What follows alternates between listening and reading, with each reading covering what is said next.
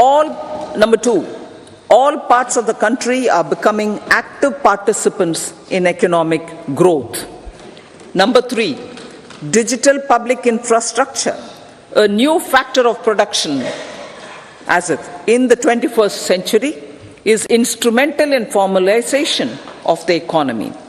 Number four, goods and services tax has enabled one nation, one market, one tax. Tax reforms have led to deepening and widening of tax base. Number five, strengthening of the financial sector has helped in making savings, credit, and investments more efficient. Number six, GIFT, IFSC, and the Unified Regulatory Authority, IFSCA, are creating a robust gateway for global capital and financial services for the economy. Number seven, proactive inflation management has helped keep inflation within the policy band. Now, the global context, Honorable Speaker, sir. Geopolitically, global affairs are becoming more complex and challenging with wars and conflicts. Globalization is being redefined with reshoring and friendshoring, disruption and fragmentation of supply chains, and competition for critical minerals and technologies. A new world order is emerging after the COVID pandemic. India assumed the G20 presidency during very difficult times for the world. The global economy was going through high inflation, high interest rates, low growth, very high public debt, low trade growth, and climate changes.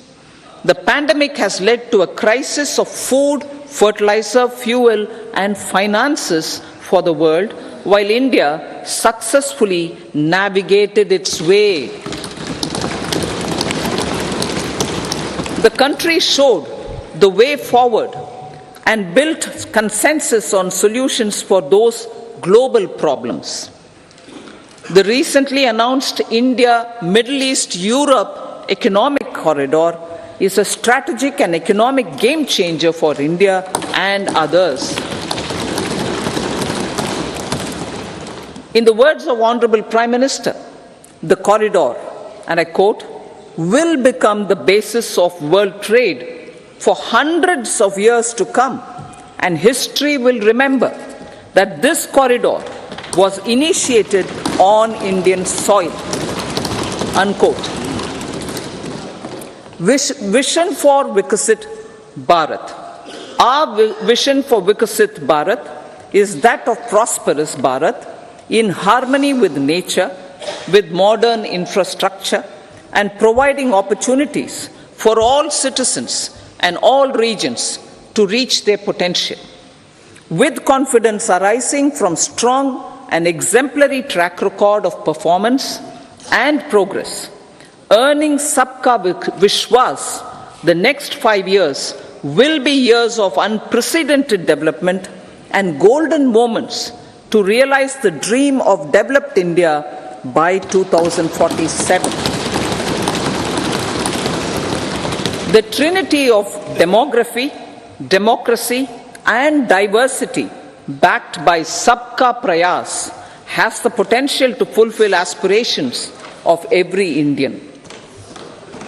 As Honorable Prime Minister in his Independence Day address to the nation mentioned, I quote, there is no dearth of opportunities, as many opportunities as we want.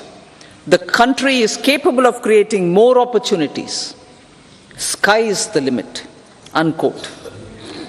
Strategy for Amrit Kal.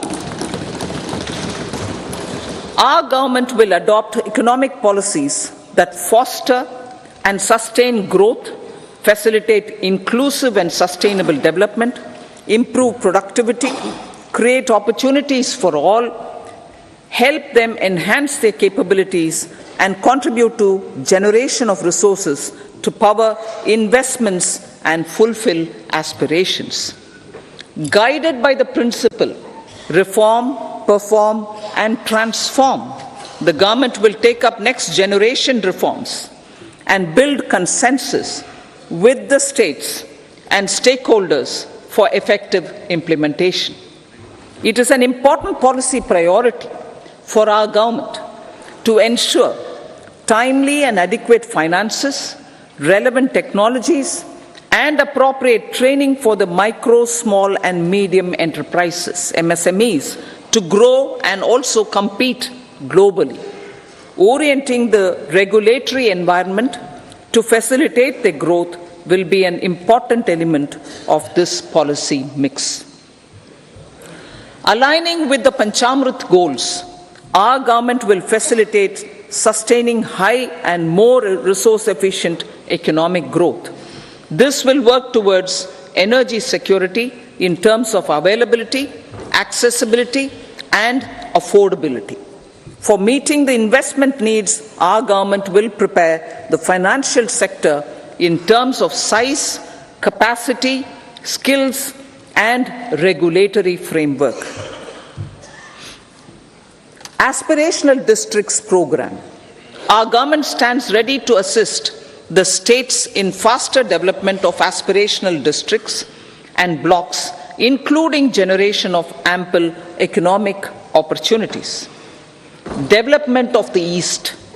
Our government will pay utmost attention to make the eastern region and its people a powerful driver of India's growth.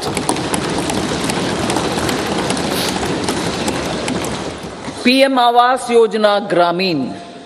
Despite the challenges due to COVID, implementation of PM Awas Yojana Gramin continued, and we are close to achieving the target of 3 crore houses. 2 crore more houses will be taken up in the next 5 years to meet the requirement arising from increase in the number of families. Rooftop solarization and Muft Bijli. Through rooftop solarization, 1 crore households will be enabled to obtain up to 300 units free electricity every month. This scheme follows the resolve of Honorable Prime Minister on the historic day of consecration of Sri Ram Mandir in Ayodhya. Following benefits are expected. Savings up to 15 to 18,000 rupees annually for households from free solar electricity and selling the surplus to the distribution companies. Charging of electric vehicles. Entrepreneurship opportunities for a large number of vendors for supply and installation. Employment opportunities for the youth with technical skills in manufacturing, installation, and maintenance. Housing for middle class. Our government will launch a scheme to